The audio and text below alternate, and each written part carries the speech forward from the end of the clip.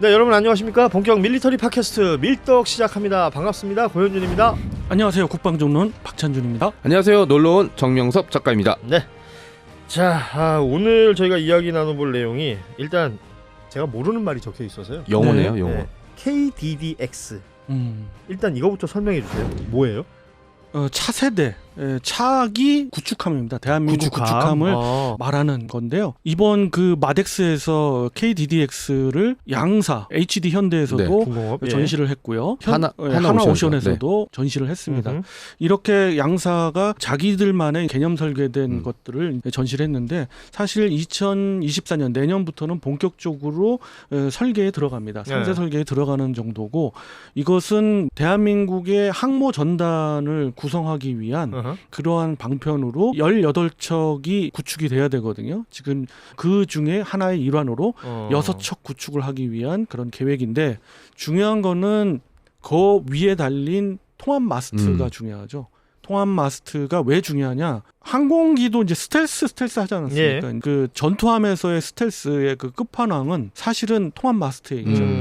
통합 마스트가 아닌 전투함들은 여러 개의 그 탐지 레이더와 추적 레이더들이 각각 달려 있고 따로 움직이고 그렇습니다. 예. 그리고 이 마스트들 때문에 사실은 그 탐지가 많이 돼요. 그렇죠. 원거리에서 탐지가 많이 되는데. 그러니까 자체적으로 충돌이 생기는 것도 있겠지만 그것 때문에 들키는 거네요. 그렇습니다. 근데 이거를 한 곳에 모은 한 마스트에 이렇게 모아서 통합한 마스트 형태로 스텔스형으로 이렇게 꾸민다면은 그렇다면 상당히 탐지하기가 어렵게 되는 거죠. 그러니까 뭐 부피가 줄어드는 그 정도의 수준이 아니라 이게 일종의 은폐가 쉬워지는. 그렇습니다. 근데 이게 기술적으로 엄청나게 그렇겠죠. 어려운 거예요. 그렇겠죠. 그래서 많은 국가들이 이런 거를 알고는 있지만 시행할 수는 없는데 대한민국은 거의 시행 단계다라는 거예요. 우리 기술로? 그렇습니다. 미국 같은 경우에 기술이 없는 게 아니에요. 없는 게 아닌데 각각의 그런 기술을 갖고 있는 메이커들이 달라요. 그렇기 때문에 이걸 통합하기가 쉽지가 않은 거예요. 그리고 한번 주말트에서 실패를 봤잖아요. 너무 고가예요. 아주 심하게 고가죠. 예, 사실은 요즘 와서는 방산을 바라보는 특히 선진국에서 대한민국 K방산을 바라보는 게 살짝 바뀌고 있잖아요. 대한민국의 수중 잠수함에서 이제는 전투함까지도 바라보고 있어요. 미국이 그걸 생각 안 하고 있는 게 아니에요. 왜? 대한민국은 단가도 싼데 빨리 만들어. 빨리 만들고 이게 참 이게 역사와 전통을 자랑하는 거예요. 대한민국 자동차가 그렇게 시작한 거예요. 이건 대단한 겁니다. 네. 이거는.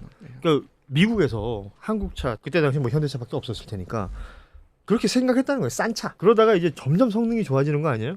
뭐 지금 최근에 나오는 우리나라 자동차들은 뭐 미국 시장에서 유럽 시장에서 굉장히 높은 평가를 받고 있잖아요. 고급 맞습니다. 차종으로 이제 인식이 되고 있고요. 그리고 그 사람들도 사고 싶어. 맞습니다. KDDX 같은 경우는 미니 이지스함이라고도 불릴 정도로 관심의 대상이 됐었고요. 제가 알기로 시작은 이제 중구축함이라고 시작해서 여러 가지 이미지가 나왔죠. 주말특급처럼 함수가 거꾸로 꺾여 있는 것도 있었고 다양한 무기들 뭐 이게 전문가들은 통합 마스터 얘기하지만 다른 사람들은 우리도 이제 이런 거 만드네. 그렇지. 네, 네. 미니 지스함도 그렇고 통합 마스터. 예. 네. 파수형이라고 그렇죠. 그러죠. 네. 그렇게도 한번 만들어, 만들어 봤는데 다시 이제 원위치가 된 거죠. 됐죠. 그 주말트의 영향이 좀 있는 것 같아요. 그것은. 이 재밌네요. 그러니까 결과적으로는 기술적으로도 진일보하는 것이고 어렵습니다. 기술적으로 굉장히 그렇죠. 어려운 것인데 그것을 하나 시스템에서 해낸 것 같습니다. 그러니까 기술적으로 진일보하는 것이고 그러면 당연히 이제 다른 나라에서 이제 봤을 때에 대한 평가. 한국은 저걸 해내는구나. 라는 것도 굉장히 사실은 중요한 거 아닙니까? 그렇습니다. 이제 앞으로는 그런 전투함이 그런 형태로 갈 거예요. 그렇기 때문에 대한민국을 바라보는 게 우리가 이제 먼저 선도에 간다라는 측면이 있는 거예요. 그러니까 현재까지 대한민국이 전투함 자체를 수출한 건 이제 동남아 국가죠. 필리핀도 수출했고 태국도 수출했고 향후에 더 많은 국가들에게 전투함이 판매될 가능성이 굉장히 높고요. 중요한 건 전투 시스템인데 예전에도 전투함을 판 적은 있죠. 하지만 그 나라에서 전투함 껍데기만 사고 무기 체계나 전투 체계 같은 경우는 다른 나라 거나 자국산을 입힌 경우가 많았다면 이제는 전투 체계 자체까지 같이 수출하는 아주 고가의 전투 무기를 가지고 있는 국가로 이제 인식이 되는 거죠. 말씀하시죠. 더군다나 통합 마스터를 구현했을 뿐만 아니라 이제는 A사 레이더 시스템으로 바뀐다는 거예요. 이제 폐사에서 지금 아까 미니 이지스라고 했지만 이제 언론에서 얘기하는 것들은 참 좀 불만이 좀 있어요. 사실 미니 이지스가 아니고 이지스라는 거는 소프트웨어적인 그렇죠. 이야기를 얘기하는 건데 이건 조금 다른 하드웨어적인 부분이거든요. 하드웨어적으로 지금 A사 레이더로 바뀌었다라는 거는 더 많은 더 원거리에서 탐지를 할 수 있다는 거예요. 탐지와 추적을 할 수 있다는 거면 그 전투함의 성능은 어마무시해지는 그러니까 거죠. 구축함에서의 레이더가 가지는 그 뭐랄까 중요성? 이거는 뭐 100번 강조해도 모자람이 없는 것 아니겠습니까? 대단하죠. 일단 네. 방어하는 측면에서도 우리가 해상에서 보이는 부분이 20km 밖 이상은 보일 수가 없잖아요. 왜냐하면 지구는 둥그니까. 맞습니다. 근데 흔히들 그럼 몇백 킬로까지 본다 그러는 게 뭐지 그러는데 그것은 바로 대공 방어망을 얘기하는 거예요. 지금 A사 레이더를 얘기해 주셨는데 뭐 저희 밀떡들 중에 아시는 분들도 있겠지만 네. A사라는 게 뭔지부터 좀 설명할 필요 있을 것 같아요. 어떤 특징을 가지고 있는 것인지. 뭐 이렇게 기존의 생각하시면 레이더들하고 됩니다. 비교하시면 좀 편할 것 같아요. 보라매에서 우리가 A사 레이더를 갖다 우리 손으로 만들었다고 하지 않습니까? 항공기에서 보는 레이더의 눈이 여러 개가 눈이 몇백 개가 본다는 거예요. 동시다발적으로 본다는 얘기예요. 한 번에. 그러니까 전투함을 본다면 기존에는 탐지 레이더가 따로 있고 추적 레이더가 따로 네. 있습니다. 근데 그것을 각각이 하는 것들이 있고 그래야만 됐는데 이제는 통합 마스트에 함께 구현을 하면서 또한 탐지와 추적도 함께 되면서 여러 가지 다기능으로 할 수 있다는 거예요. 그리고 볼 수 있는 각이라든지 범위라든지 이런 것들도 어마무시하게 완전히 넓어진다는 넓어지는 거고. 얘기죠. 그러니까 쉽게 말하면 지금 이제 제가 여기서 이렇게 앞을 바라보면 보통 사람이 한 180도에서 조금 더 이렇게 그렇죠. 광각으로 본다는 거 아니에요? 근데 A사는 쉽게 말하면 카메라가 이렇게 달려가지고 여러 개 이걸 다 볼 수 있다는 거 아니에요? 어. 지금? 예. 뒤통수에 눈이 달렸다라고 그러니까요. 볼 수 있고 그래서 나를 3D로 누군가 본다는 거 아니에요? 그렇죠. 예. 이 기능도 할 수 있고 이것도 할 수 있고 대한 미사일이 날라오면 대한 미사일도 그것도 찾을 수 추적하면서 있고. 여러 발 다 뭐 동시에. 수십 발이 날라와도 다 동시에 추적할 수가 아하. 있고 그리고 그런 상황에서 탄도미사일이 날라온다 해도 더 위에서 또 볼 수가 있는 거고 지금 그러면 레이더의 일종의 레이어 자체가 굉장히 그렇습니다. 많다. 대한민국의 주변국들을 그 상황을 보면 지금 우리가 그것을 안 만들 수도 없어요. 왜냐하면 지금 주변국은 심지어 초음속 미사일이 그렇죠. 일상화돼가지고 지금 전투함에 장착을 하는 상황이거든요. 예. 거기에 더 나가서 극초음속까지 갈 수 있단 말이에요. 그러면 훨씬 더 멀리서 탐지해서 미리 보는 것이 중요하고 그렇기 때문에 일단 멀리 볼 수 있는 S밴드에 기반을 둔 A사 레이더를 장착을 하면서 동시에 시스키밍 대한 미사일들은 대개 이제 어느 일정 시점 20km 쪽으로 다가오면은 레이더에 탐지 안 되기 위해서 지면은 수면으로 이제 스치듯이 갑니다. 훑으면서 오는 예, 거예요. 한 수면에 한 5km 정도에서 쫙 날라와요. 그런 가까이 있는 거를 또 볼 수 있는 그런 특성을 가진 레이더에는 X밴드가 좀 유리하거든요. 아하. 그 X밴드 A사 레이더까지 거기에 통합을 시킨다. 한 번에 다. 예. 그러니까 이 기술이 굉장히 어려운 거예요. 왜냐하면 너무- 간섭을 할 수가 있는데 너무 이것들을 이게 저는 좀 이렇게 이 전문적인 얘기를 쉽게 전달하고 싶다라는 네. 생각이 강한데 너무 근데 지금 제 머릿속에 떠오른 한 단어가 있는데 네. 너무 좀 이렇게 저렴한 단어가 네. 떠올라서 궁금합니다. 다초점 렌즈가 그게 좀 쉽게 비슷하죠? 설명 비슷해요. 쉽게 설명드리면 가까이 보고 멀리 보고. 옛날 레이더 이렇게 돌잖아요. 네. 한 바퀴 돌면서 옛날 전쟁 영화 막 미사일이나 전투기 나온 영화 보면 클리셰가 있어요. 그렇죠. 처음에 아무것도 안 보여. 또 한 바퀴 띵 돌면 뭐 하나 보여. 뽕 탐지했습니다. 막 하는데 뜨다가 한 바퀴 더 돌면 더 늘어나. 그러면 이제 막 그 멘붕 오는 예, 거죠. 멘붕 오는 거죠. 네. 너무 숫자가 많습니다. 야 대피해 막 이러면서 감당 못 하는데 A사 레이더는 그거를 초반부터 한 번에 볼 수 있는 거죠. 네. 그렇습니다. 제가 이제 말씀드리고 싶은 거에 요점이 또 하나 있는데 그럼 그러한 통합 마스트에 있는 그 S밴드 기반의 A사 레이더나 X밴드 레이더들은 엄청나게 많은 에너지를 먹었다라는 생각이 그렇죠. 들지 예. 않겠습니까?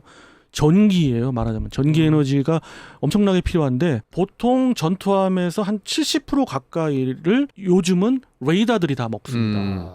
그렇기 때문에 추진체에서 추진도 해야 되잖아요. 그렇죠.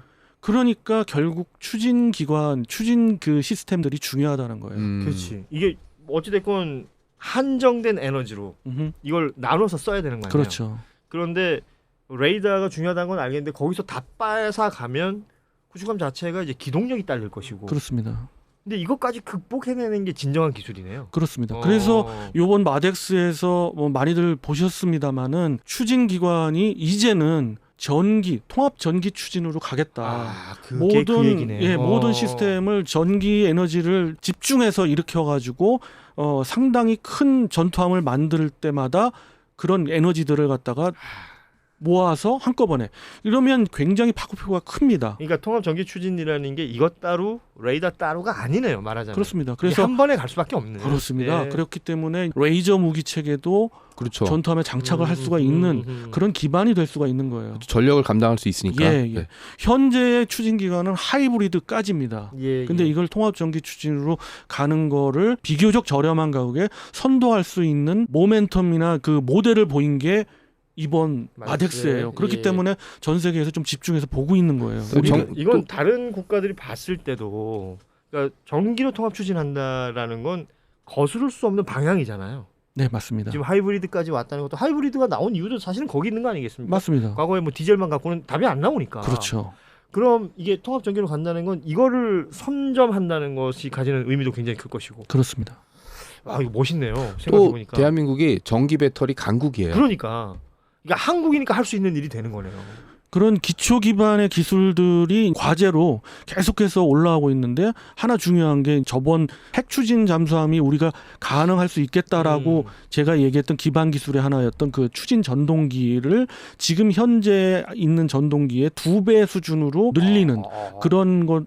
지금 그걸 2배 수준 늘린다는 얘기는 그걸 만약에 성공했을 때 전동기 하나를 잠수함에 집어넣는다는 얘기는 그거는 핵잠수함으로 가겠다는 얘기고 그렇군요. 그거를 똑같은 걸 2개를 장착을 전투함에 한다는 얘기는 통합 전기추진으로 충분히 갈 수 있다는 얘기거든요. 이제 전기 추진의 또 하나의 장점이 엔진을 구동하게 되면 소음이 발생하기 때문에 들키니까. 대잠 그렇죠. 작전을 할 때 상대방 잠수함에게 위치가 발각될 수 있거든요. 어떻게 보면 잠수함과 구축함이나 수상함의 경쟁이나 그러니까. 이거는 어느 쪽이 먼저 상대방을 탐지하느냐거든요. 그러니까 전기차 보세요. 옆에 지나가다 보면 아이고 뭐 이러잖아요. 너무 약간- 조용히 지나가지고. 약간 유령이 다가오는 것 같았어요. 어. 네. 싱하고. 네. 우리가 미국에 의해서 지금 보면 미국이 굉장히 급합니다. 왜냐하면 중국의 해군이 숫자적으로 뭐 넘어선 지가 그렇죠. 이제 그렇죠. 지났잖아요. 벌써 넘어섰고. 숫자적으로는. 예, 그렇기 때문에 굉장히 좀 다급해졌는데 주말트에서 실패를 보니까 알레이버크급이라고 그러는 자국의 그 구축함, 이지스 구축함의 차후 버전을 보기 위해서 그동안 굉장히 오랫동안 폐사 방식의 레이더를 갖고 있다가 이제 A사 방식으로 바꾸다 보니까 그런데 문제가 생긴 게 뭐냐면 에너지가 없어. 그러니까 원래 계획했던 A사 레이더 장착을 못하고 그걸 많이 줄였어요. 아. 예. 너무 뭐- 전기를 많이 빨아먹어 버릴 수 예, 테니까 에너지가 문제고. 예, 그래서 그 모듈 숫자를 굉장히 줄였어요. 한 3분의 2 정도로 줄였어요. 원래 계획에서. 그렇지만 이것을 KDDX에서는 제가 알고 있는 정보로는 계속 확장시키고. 전부 다 구현할 수 있는 알레이버급에서 기존에 구현하겠다는 이제 알레이버 3죠. 3로 갈 수 있는 그와 똑같은 것을 우리는 이번에 상세 설계에서 반영하겠다 할 수 있을 것 같아요. 제가 지금 보기엔. 이게 KDDX가 말 그대로 이제 한국형 차기 구축함이잖아요. 그렇죠. 그러면 이게 구현되거나 실현되는 타이밍은 언제쯤이라고 생각하면 되나요? 2032년 이후에 건조가 시작될 텐데 32년 이후. 예, 지금 상세 설계에 들어가 있고 음. 건조는 아마 2032년부터 되지 않을까 저는 그렇게 추정하고 그러니까 뭐 있습니다. 대한민국 해군에 적용을 하는 타이밍을 그렇게 본다면 그렇습니다. 이게 이제 뭐 우리나라만 이러고 있을 건 아니고 다른 나라에서도 이제 이런 것들에 관심이 있을 거 아니에요. 관심 있죠. 근데 어. 쫓아오기에는 그들의 그 건조 비용이랄까 이런 것들이 많이 들기 때문에 아마 우리 쪽에 관심을 많이 갖고 있는 것 같습니다. 그러면 우리가 만들어낸 다음에 그 거기에 대한 수요가 있는 국가나 군에서 네, 뭐 예컨대 사간다면 네. 이거는 부가가치가 어느 정도라고 생각하면 돼요? 전투함을 한번 수출하면 어마어마합니다. 예, 뭐 항공기 수출하는 거 이상이 그렇죠. 될 수가 있어요. 왜냐하면 그 항공기도 나름대로 그 어떤 부가가치가 있고 그 유지보수에 대해서 얻는 것이 많지만 전투함도 이 부분 특히 그 항전 시스템 부분 지금 제가 우리가 이제 논의하고 있는 이런 부분들에 대한 유지보수는 계속해서 해줘야 되거든요. 그 함이 네. 퇴역할 때까지. 그러면 대한민국에서 서비스가 될 거고 그렇게 되면 그 부가가치가 상당할 거죠. 아, 이게 이런 것 같아요. 그러니까 기술이라는 게 결국은 연구실에서 이렇게 만들어내는 것일지 모르겠지만 현실에 적용돼가지고 그 이후에 만들어내는 그 파급 효과는 진짜 엄청나네요. 그리고 우리 군에서의 파급 효과도 대단합니다. 다른 지금 있는 정조대왕함이 예. 최근에 건조됐지 않습니까? 그런 화력에 정조대왕함의 눈을 지금 만약 KDDX가 성공한다면 그것을 적용을 만약 그렇죠. 정도제함에 하고 아. 세종대왕함에게 업그레이드를 한다 했을 때는 서방권에서는 따라올 수가 없는 그런 전투함이 돼버리죠. 예를 들면 이제 세종대왕님이 다초점 렌즈를 쓰는 네. 그런 느낌이 되는 거죠. 다초점 렌즈에 뒤에도 눈을 달리는 거죠. 뒤통수에 눈이 달리. 최근에 제가 이제 노안이 와가지고 네. 안경을 4개를 씁니다. 그러니까 30cm를 볼 수 있는 돋보기와 네. 그리고 70cm 모니터를 볼 수 있는 돋보기와 그쵸. 그리고 평소에 전 근신 안시가 있으니까 이런 안경을 쓰고 야간 운전용 써. 그죠. A사는 이 모든 것들이 한 방에 해결이 되는 거예요. 그렇습니다. 자꾸 저는 그 생각이 드는 거예요. 거기다 이제 라식도 해주고. 거기다 네. 이제 뒤에까지 보인다면 그렇죠. 네. 블랙박스까지 다는 거 아닙니까? 네. 쉽게 말하면. 와.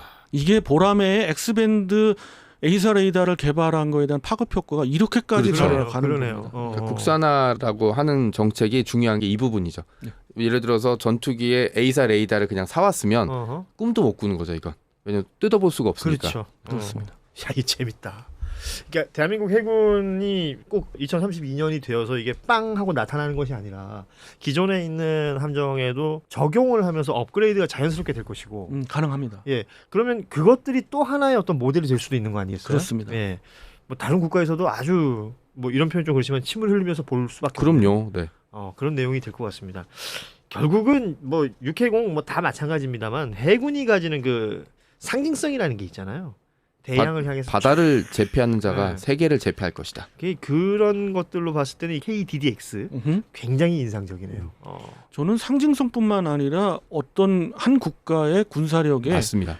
뭐 어떻게 보면 큰 상징이죠. 중심을 차지하고 그렇죠. 있는 그런 무력이라고 봅니다. 그러니까 18세기, 19세기에 전열함이라고 부르는 영국 해군의 자랑 있잖아요. 캐리비안의 해적이 나왔던 그렇죠. 것처럼 네. 측면에 막 3층, 4층 대포 달려있던 게 전열함이라고 부르는데 그 시대엔 이 전열함의 숫자가 국력이었습니다. 그 이후에 1차 대전쯤에는 그 그렇죠. 전함의 숫자가 곧 국력이었어요.